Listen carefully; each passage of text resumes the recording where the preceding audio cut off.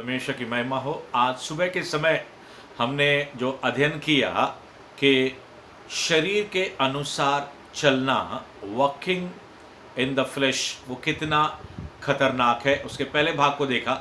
और आज इस शाम के समय हम लोग एक बार फिर इसी विषय पर चर्चा करने को जा रहे हैं कि शरीर के अनुसार वॉकिंग इन द फ्लैश कितना खतरनाक है। उसके दूसरे भाग को हम देखने को जा रहे हैं। परमेश्वर के लोगों, अगर हम न्यायों की पुस्तक को देखें, उसके 19वें अध्याय के अंदर, बुक ऑफ जजेस चैप्टर 19, और उस समय जब कोई उनका राजा नहीं था, या फिर मैं कहूं जब भी कोई अथॉरिटी फिगर उनके ऊपर नहीं था, कोई अधिकार करने वाला नहीं था, जिसके दिल में जो आता था वैसे ही चलता था। और यहाँ तक कि जो परमेश्वर के लोग थे, इजरायली लोग, यहूदी लोग, या फिर बिन्यामीनी जो लोग हैं, या हम कहें कि इवन एक लेवीय पुरुष जो है इस 19वें अध्याय के अंदर, वो एप्रेम के पहाड़ी देश के अंदर उसकी परली ओर एक परदेशी होकर रहता है। अपने देश को छोड़ के, इजराइल को छोड़ के, बैतलहम को छोड़ के, यरूशलेम को छोड़ के, मगर वो दूसरे देश में परदेशी होकर रह रहा है। ये परमेश्वर का जन है, लेवी पुरुष है। और वहां पे उसने एक रखेल रख ली, और फिर उसके रखेल ने क्या किया? व्यभिचार किया। और फिर वो अपने पिता के घर में, जो यहूदा के अंदर था, जो बैतलहम था, यानी कि यरूशलेम के अंदर, वो चली गई और 4 महीने वो वहां पे रही। और ये जो व्यक्ति है, ये जो परमेश्वर का जन है, जो फ्लैश में चलने वाला है, शरीर में चलने वाला है, 4 महीने तक अपने मैडम की, यानी कि अपनी रखेल की, जो उसके पत्नी की तरह थी, उसकी वो शुद्धि लेता नहीं है।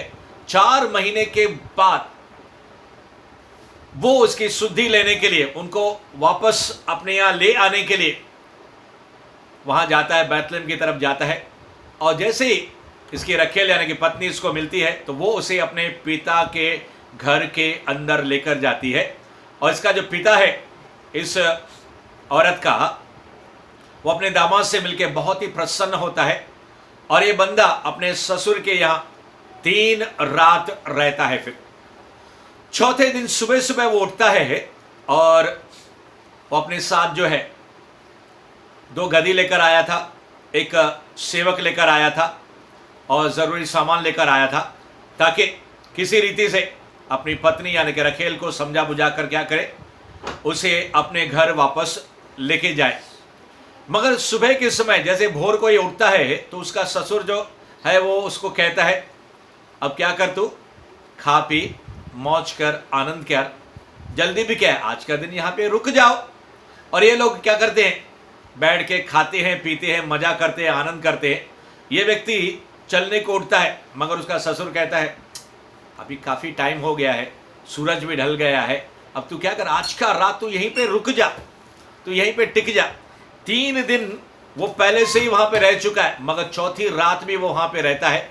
5वें दिन सुबह सुबह फिर से वो उठता है, और जैसे ही चलने के लिए तैयारी करता है, फिर उसका ससुर कहता है, अब दिन ढलने तक क्या कर, तुम रुके रहो, अपना जी ठंडा करो, खाना खा लो, भोजन करो, आनंद करो, मजा करो।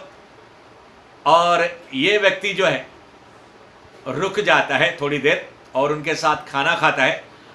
शाम होने वाली है, ये व्यक्ति फिर चलने की तैयारी करता है, मगर उसका ससुर उसको और दबाता है, बोला नहीं, अभी बहुत संध्या हो गई है, अंधेरा होने वाला है, बस अभी दिन ढलने ही वाला है, आज एक बार फिर रात यहाँ पे टिको। मगर ये व्यक्ति मानता नहीं है। ये व्यक्ति जो शरीर में चलने वाला व्यक्ति है, हालांकि ये लेवीय पुरुष है, इजरायली है, यहूदी है, परमेश्वर के लोगों, मगर फिर भी स्पिरिट के अंदर, आत्मा के अंदर, या उसके अगुवाई के अंदर वो चलता नहीं, क्योंकि उसके ऊपर कोई लीडर नहीं है, कोई राजा नहीं है, कोई भी न्याय नहीं है। उस समय सवाल ये उठता है कि बहुत से ऐसे जो लोग हैं इस दुनिया के अंदर, इस समय जो अपने आप को विश्वासी कहते हैं, बिना कवरिंग के, बिना चर्च के, बिना पास्टर के, बिना स्पिरिचुअल लीडर के, बिना स्पिरिचुअल फादर के, वो लोग अपने जीवन को, उनके दिमाग में जो भी आता है, जैसे ये लेवी पुरुष है, इसके दिमाग में आया पहले कि जाके परदेसी होकर परली और इब्राहिम के वो रहने लगता है, और फिर उसके दिमाग में आया और वो रखेल रख लेता है। फिर जब उसको रखेल छोड़ के चली जाती है, फिर उसके दिमाग में आता है उसको लेके जाने के लिए, और फिर वहां पे जाता है। कंटिन्यूस, लगातार ये व्यक्ति जो है परमेश्वर से सलाह करता नहीं है, परमेश्वर की आत्मा के द्वारा मार्गदर्शन पाता नहीं है। और जैसे उसके दिमाग में आता है, जैसे उसके दिल में आता है, जब उसे विश्वासी करते हैं, मेरे मन ने ऐसा कहा, मेरे दिल ने ऐसा कहा, इसके कारण मैंने क्या किया, ये निर्णय लिया, ये फैसला किया, और अब मैं क्या कर रहा हूं, पछता रहा। बाइबल साफ कहती है, if you walk in the flash you will be destroyed. अगर तुम शरीर में चलोगे तो तुम्हारा अंत हो जाएगा, तुम मर जाओगे। ऐसा 8वें अध्याय रोमियो के अंदर बहुत बार लिखा है, और पूरे बाइबल के अंदर भी कई मर्तबा इसके बारे में कहा गया है कि जो परमेश्वर के लोग हैं, जो आत्मा के अनुसार नहीं चलते हैं, शैतान की युक्तियों के जरिए या फिर अपने दिमाग के जरिए शरीर के वासनाओं के अनुसार वो खींचे चले जाते हैं और आगे बढ़ जाते हैं, और फिर अपने जीवन को खतरों के अंदर, दुखों के अंदर अपने आप को छलनी कर देते हैं, और बाद में अंदर वो लोग पछताते हैं, हालांकि उनके पास परमेश्वर का वचन था। मैं आपसे कहना चाहता हूं, जैसे बाइबल के अंदर लिखा है, लूका के अंदर, धनवान पुरुष, उसके पास मूसा की पुस्तक थी, भविष्यवक्ताओं की पुस्तक थी, उसको और उसके 5 भाई थे, मगर कोई भी इस बाइबल को पढ़ने वाला नहीं है। मूसा की पुस्तक को, भविष्यवक्ताओं की पुस्तक के ऊपर ईमान धरने वाला, विश्वास करने वाला, वचन को जानने वाले तो हैं दिमाग के अंदर, मगर चलने वाले नहीं है। याकूब कहता है अपने पत्री के अंदर, वचन को केवल सुनने वाले नहीं मगर उस पर चलने वाले बनो। परमेश्वर के लोगों, प्रभु के प्रजा, इन अंतिम दिनों के अंदर शैतान बहुत से लोगों को कलीसिया से, झुंड से, उस अनाइंटिंग से, उस कवरिंग से, उस लीडरशिप से क्या कर रहा है, अलग कर रहा है। मैं जानता हूं एक व्यक्ति को जो एक कलीसिया के अंदर अगुवा था, लीडर था, और फिर पता नहीं कैसे उसके दिमाग के अंदर शैतान ने डाला, किसी भी रीति से उसने क्या किया, अपने आप को कलीसिया से अलग कर दिया। मगर जैसे ही वो कलीसिया से अलग हो गया, उसकी आत्मा मानो जो लैंप है, जो दीपक है, वो बुझने लगा, और फिर उसके अंदर खोखलापन आने लगा, ड्राइनेस, सूखापन आने लगा। जल्दी से उसने अपने गलती को एहसास किया, अनुभव किया, रिपेंट किया, पश्चाताप किया, फिर से लौट के अपनी कलीसिया, अपने चर्च, अपने पास्टर, अपने मिनिस्टर के पास गया, और उसने ज्यादा देर नहीं की। परमेश्वर के लोगों, मैं आपसे कहना चाहता हूं, वो व्यक्ति फिर से उठ के खड़ा हो गया, क्योंकि उसको संभालने वाला पहले कोई नहीं था। जब उसने अपने आप को अकेला पाया, आप देखते हैं जंगल के अंदर शेर, चीता जब भेड़ के ऊपर या फिर 4 पहिए के जानवर के ऊपर हमला या अटैक करता है, तो क्या करता है, वो झुंड को पहले क्या करता है, तितर बितर करता है, और फिर जब शिकार यानी कि वो लैम्ब या भेड़, जब वो या बकरी, वो जानवर अकेला हो जाता है, फिर उसके ऊपर आकर क्या करता है, अटैक करता है। बाइबल में लिखा है, पहला पतरस उसके 5वें अध्याय के अंदर, कि शैतान एक गरजने वाले सिंह के समान है, वो इस खोज में रहता है कि किसको पकड़े और फाड़ खाए। और यहां पे भी अंजाम यही हुआ। ये लेवी पुरुष जब 5वें दिन सुबह को उठा, उसके ससुर ने कहा रुको, तो फिर रुका। 3 दिन रुका पहले, उसके बाद चौथी रात रुका, 5वें दिन भी वो देर करता, ही वाज लिंगरिंग अराउंड। एक आत्मा है जिसको कहते हैं देर करने वाली आत्मा, सुस्तर की आत्मा। इस व्यक्ति के अंदर सुस्ती थी, इस व्यक्ति के अंदर क्या थी, देर करने वाली आत्मा ने उसका कब्जा लिया था।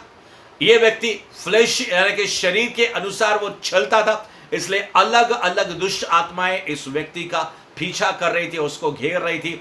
और यह व्यक्ति शाम के समय 5वें दिन जिद करता है, नहीं मुझे जाना है। उसका ससुर उसे कहता है रुक, रात को रुक जा।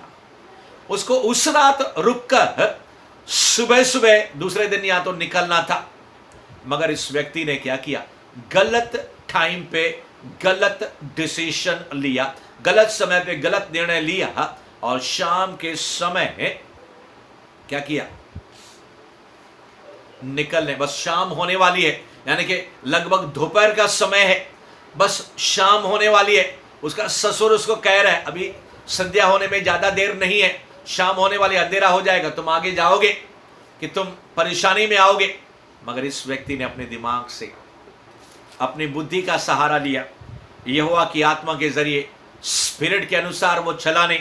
मैं आपसे कहना चाहता हूं परमेश्वर के लोगों, प्रभु के जन और प्रभु के प्रिय, जब कभी भी हम लोग अपने दिमाग से डिसीजन लेंगे या अपने प्राण से, अपने सोल से हम फैसला करेंगे या फिर लोगों की सुन के अगर हम निर्णय लेंगे, तो परमेश्वर के लोगों शायद हम लोग खाई में गिर सकते हैं।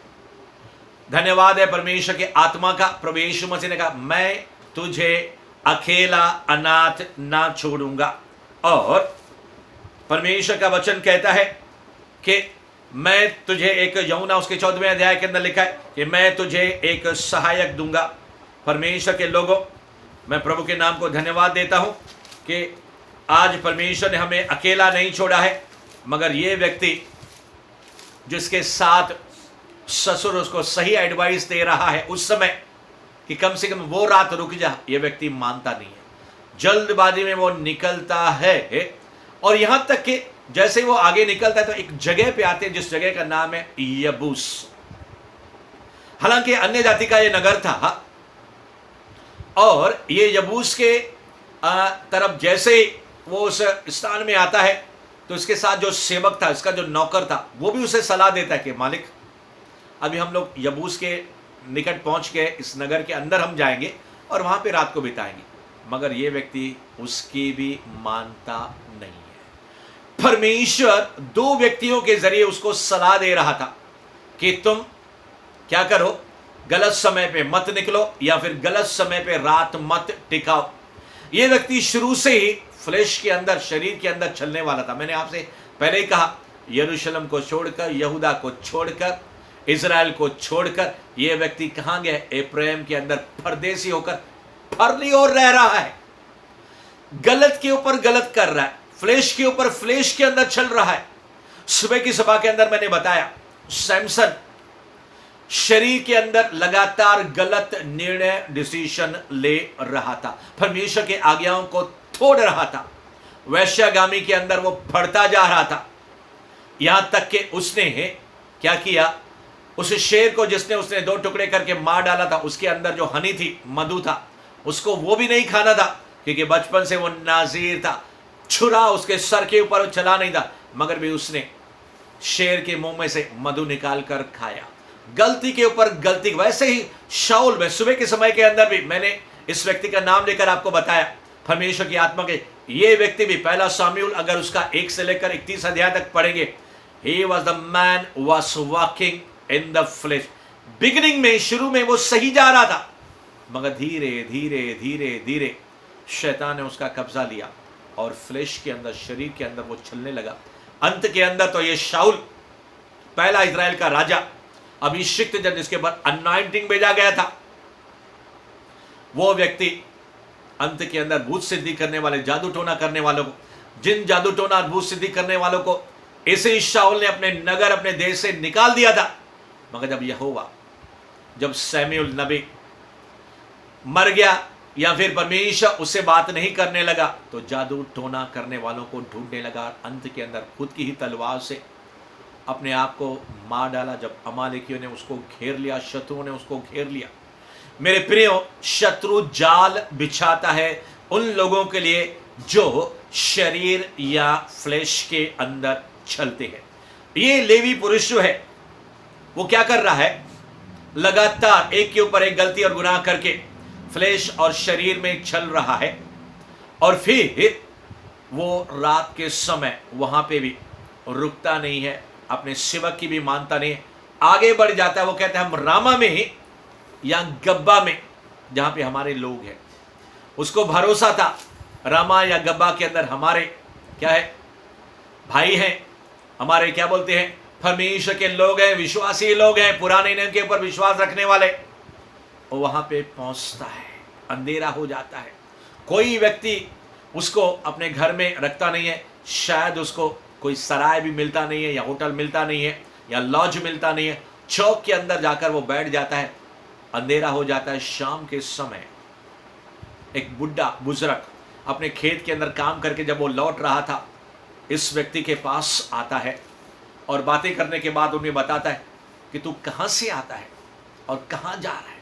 ये व्यक्ति अपने बारे में सब कुछ इस बुढ़े इंसान को बता देता है और वो कहता है, हमारे पास रोटी है, हमारे पास दाख मद्दू है, जानवरों के लिए चारा है, मेरे लिए, मेरे साथ जो ये जो रखेल है, यानी कि मेरी जो पत्नी है और मेरा जो सेवक है और ये मेरा जानवर दो गधियाँ, सबके लिए चारा, खाना, भोजन सब कुछ है, सिर्फ हमको रात को आराम करना है, एक रात के लिए। ये व्यक्ति कहता है, अरे तुम तो एफ्रेम्स के बैतलहम को गए थे, उसमें पहाड़ी देश में, अरे वो तो मेरा देश है, मैं वहां का रहवासी हूं और मैं यहां पे गिब्बा के अंदर मैं भी परदेसी रहता हूं, और तुम तो मेरे देश में रहने वाले हो।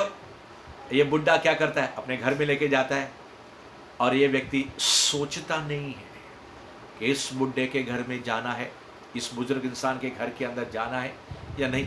कई बार हमें शरीर के अंदर या हमारे दिमाग के जरिए हमको लगेगा दिस इज राइट, ये सही है, मगर अंदर से पवित्र आत्मा कहेगा, धीमी आवाज आएगी, ये मार्ग नहीं है, ये रास्ता नहीं है, इस पर मत जाओ, इस व्यक्ति के साथ संपर्क मत करो।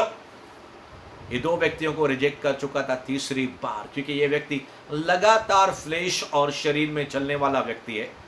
और आज हमारे संदेश का टाइटल है वॉकिंग इन द फ्लेश, शरीर में चलना। आज उसके दूसरे भाग को मनन करने को जा रहे हैं। अगर आप इस समय लाइव सुन रहे हैं या फिर कुछ समय के बाद रिकॉर्डेड मैसेज सुनेंगे, मेरा विश्वास है पवित्र आत्मा आपके हृदय के साथ जरूर बात करेगा। और परमेश्वर के लोगों, आज परमेश्वर अपनी आवाज को आपके हृदय के अंदर बताना चाहते हैं, मेरे बेटे और मेरी बेटी, कितना समय हो गया कि तुम कभी फ्लैश में चलते हो, कभी आत्मा में चलते हो, कभी सोल में चलते हो, कभी प्राण में चलते हो, कभी शरीर में चलते हो। बट आज पवित्र आत्मा कहता है, do not walk in the soul, do not walk in the flesh, but walk in the spirit. न शरीर में चलो, न प्राण में चलो, मगर पवित्र आत्मा की मदद के जरिए जो तुम्हें मार्गदर्शन देगा, उस आत्मा के अनुसार अपनी आत्मा को ट्रेंड करो और फिर अपने आत्मा के अंदर क्या करे, पवित्र आत्मा की अगुवाई के अंदर चलते चलो। मैं आपसे कहना चाहता हूं, परमेश्वर के लोगों, प्रभु के प्रजा, उसके चुने हुए जन, उसके दास, उसके दासियां, कहानी इस प्रकार से आगे बढ़ती है, कितना खतरनाक उसका अंजाम और नतीजा निकलेगा, इस व्यक्ति ने कभी सोचा नहीं था।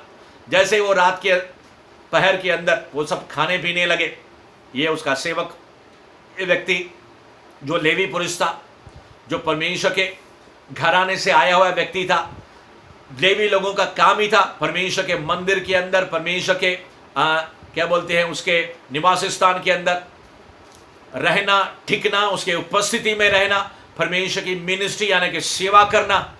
मगर इस सेवा तो दूर, परमेश्वर के करीब तक नहीं है। मेरे प्रियो, आज बहुत से विश्वासी, आज परमेश्वर से उनके ऊपर जो लेबल लगा हुआ है, बिलीवर, विश्वासी लगा हुआ है, but they are far away from the Lord God Almighty. परमेश्वर एक जगह कहता है, तुम होठ से तो मेरा आदर करते हो, मगर तेरा दिल, तेरा मन, यानी कि तेरा आत्मा मुझसे कोसों दूर है। तुम मुंह से हे प्रभु तो कहते हो, 7वां अध्याय मत्ती के अंदर लिखा हुआ है, मगर तुम आत्मा के अनुसार चलते नहीं, मेरे आज्ञाओं का पालन तुम करते नहीं हो। मगर आज परमेश्वर हमें चेतावनी देने को जा रहे हैं। जब कल के समय मैंने कुछ पढ़ने के लिए, कुछ परमेश्वर के संदेश के नोट्स को जब मैंने पढ़ने लगा, तो पवित्र आत्मा ने अगुवाई करके कहा कि शैतान जो है बहुत से लोगों के समय को जो है बर्बाद और नष्ट की तरफ लेकर जा रहा है। वो उनको पवित्र शास्त्र पढ़ने या पवित्र शास्त्र के वचनों को सुनने या पवित्र आत्मा के अंदर प्रार्थना करने के लिए हमेशा रुकावट बने हुए, उसके समय को चोरी करने, नाश करने और घात करने के लिए लगातार उनके समय को बर्बाद कर रहा है।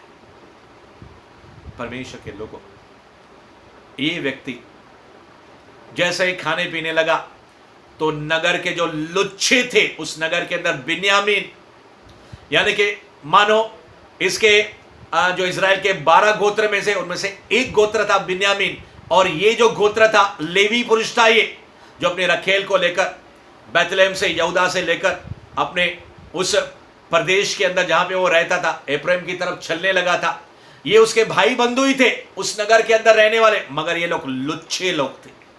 मैं आपसे कहना चाहता हूं, बहुत से मसीह लोग हैं जो कहते हैं हम मसीह तो हैं, वो नामी मसीह हैं, उनके अंदर प्रभु यीशु मसीह है नहीं।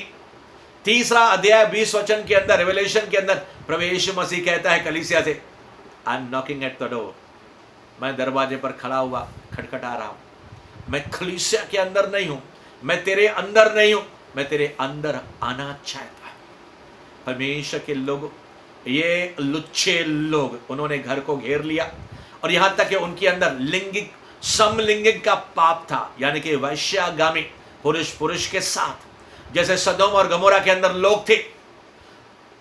इन लुच्चे लोगों ने इस बुढ़े पुरुष को कहा कि अभी अभी जो तेरे पास पुरुष आया है उसको बाहर निकाल, हम उसके साथ क्या करेंगे, भोग करेंगे, यानी कि कुकर्म करेंगे, हम उसके साथ सेक्स करेंगे, यानी कि हम क्या करेंगे, कुकर्म भ्रष्ट का कार्य करेंगे, लिंगिक पाप करेंगे।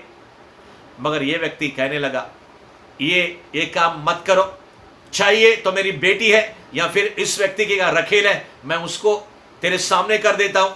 और जब उन्होंने नहीं माना तो ये लेवी पुरुष ने क्या किया, अपने रखेल को खींच के क्या किया, दरवाजे के बाहर कर दिया।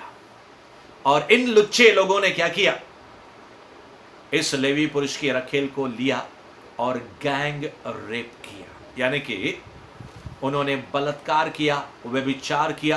रात से लेकर सुबह तक, बोर होते तक ये लोग कुकर्म करते रहे, गलत कार्य करते रहे इस रखेल के साथ। और सवेरे को क्या किया, उसको छोड़ दिया। और सुबह के समय ये रखेल जब उसी घर के अंदर आई जिस घर के अंदर ये उसका पति उस बुजुर्ग यानी कि बुढ़े के साथ था, और वहां पे आकर वो गिर गई दरवाजे के सामने और वहीं पे पड़ी रही। सुबह जब हुई, जब इसका पति यानी कि लेवी पुरुष उठा, जब उसने दरवाजा खोला, उसने उसको आवाज दिया, उठ और चले, मगर कोई आवाज नहीं आया क्योंकि ये मर चुकी थी। ये व्यक्ति ने क्या किया, अपनी रखेल, अपनी पत्नी को उठाया, अपने सवारी पर, गधे पर रखा, और फिर उसने क्या किया, उसके अपने घर में ले जाकर उसके छुरी से 1 नहीं 2 नहीं 12 टुकड़े किए, और इज़राइल के 12 गोत्रों के अंदर एक एक टुकड़ा चिट्ठी के साथ क्या किया, बेच दिया।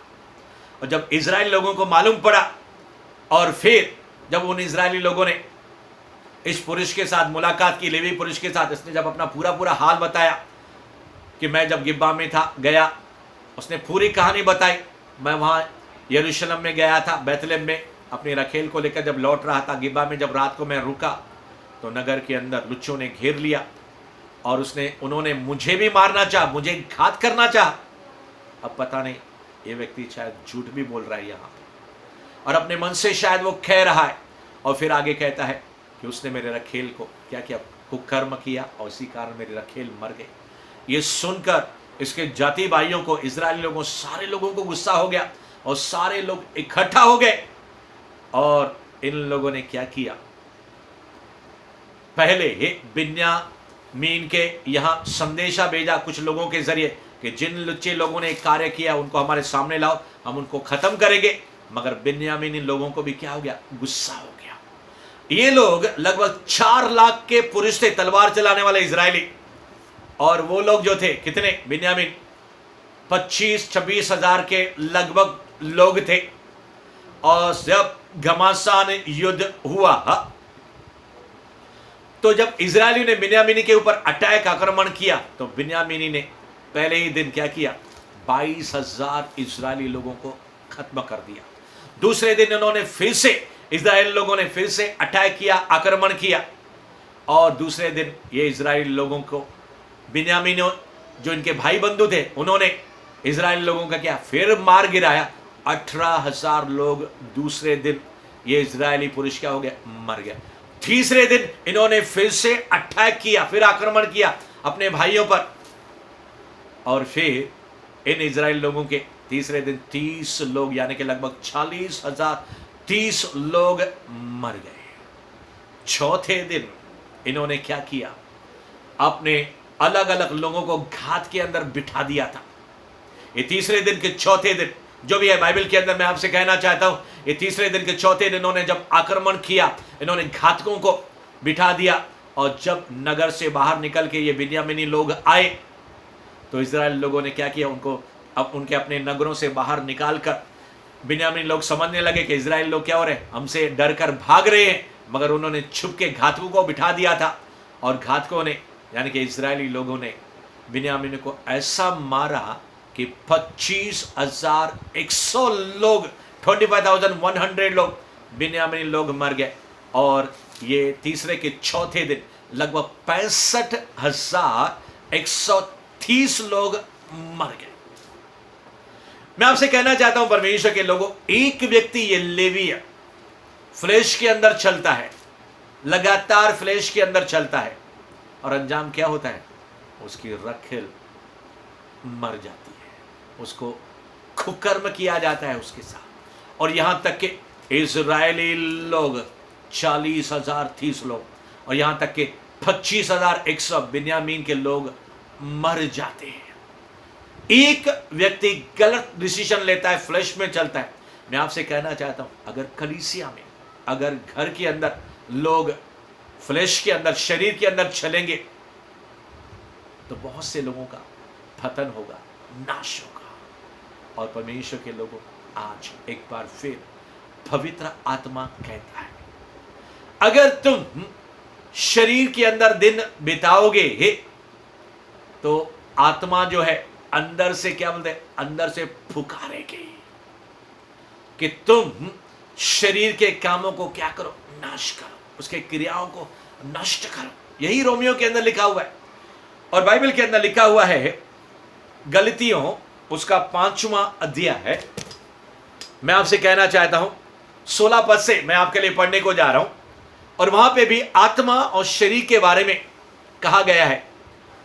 और बाइबल कहती है, आत्मा के अनुसार चलो तो तुम शरीर की लालसा किसी रीति से पूरा न करोगे, क्योंकि शरीर आत्मा के विरुद्ध में और आत्मा शरीर के विरुद्ध में लालसा करता है, और ये एक दूसरे के विरोधी है, इसलिए कि जो तुम करना चाहते हो वह न करने पाओ। पौलुस भी कहता है कि अच्छा काम जो मैं करना चाहता हूं वो कर नहीं सकता हूं, और बुरा काम जिसको मैं नहीं करना चाहता हूं वही मेरे पास लालसा आती है। मेरे प्रियो, ये शरीर जो है हमेशा आपके आत्मा के विरुद्ध, पवित्र आत्मा के विरुद्ध जाएगा, और पवित्र आत्मा और आपका आत्मा शरीर के विरुद्ध जाएगा। इसलिए जब आप और मैं अपने आत्मा को, जैसे परमेश्वर का जन कहता है 119 भजन संहिता के अंदर, मैंने तेरे वचन को अपने हृदय यानी कि अपने स्पिरिट में, अपने आत्मा में रख छोड़ा है। वचन दिमाग के अंदर नहीं, वचन सिर्फ मुंह के अंदर ही नहीं, वचन हमारे सिर्फ विचारों के अंदर ही नहीं, वचन हमारे स्पिरिट, हमारे आत्मा के अंदर जब हो जाएगा। बाइबल कहती है, भला मनुष्य अपने मन के भंडार से भली बातें निकालता है। मेरे प्रियो, इस समय है अधिक परमेश्वर के वचन से भरने के लिए। प्रभु यीशु मसीह ने कहा, पवित्र आत्मा से भरते जाओ। परमेश्वर के जन ने कहा पहले थिस्सलुनीके के अंदर, be filled with the Holi spirit. जब आत्मा के अंदर हम लोग भर जाएंगे तो परमेश्वर के आत्मा के अनुसार हम जीवन बिताने पाएंगे। आगे लिखा है 5वां अध्याय गलतियों के अंदर 18 वचन के अंदर कि और यदि तुम आत्मा के चलाए चलते हो तो व्यवस्था के अधीन न हो। शरीर के काम तो प्रकट है। आज इस समय पवित्र आत्मा हमें एक बार फिर बता रहा है शरीर के काम कौन से हैं, अर्थात व्यभिचार। पहला काम है व्यभिचार। अब यहां पे लैंगिक जो पाप था स्लेवी के रखेल के अंदर, वो तो व्यभिचार करके चली गई। बिन्यामीन जो थे पुरुष के था तो वैश्यागामी करने लगे। मेरे प्रियो, आगे लिखा है यहां पे शरीर के जो काम है व्यभिचार, गंदे काम, लुचपन, मूर्ति पूजा, टोना, बैर, झगड़ा, ईर्षा, क्रोध, विरोध, फूट, विधर्म, डाह, मतवालापन, लीला कीड़ा और इनके जैसे और काम है। और आगे लिखा है कि ऐसे ऐसे काम करने वाले परमेश्वर के राज्य के वारिस ना होंगे। 25 वचन में लिखा है, यदि हम आत्मा के द्वारा जीवित हैं तो आत्मा के अनुसार चलेंगे।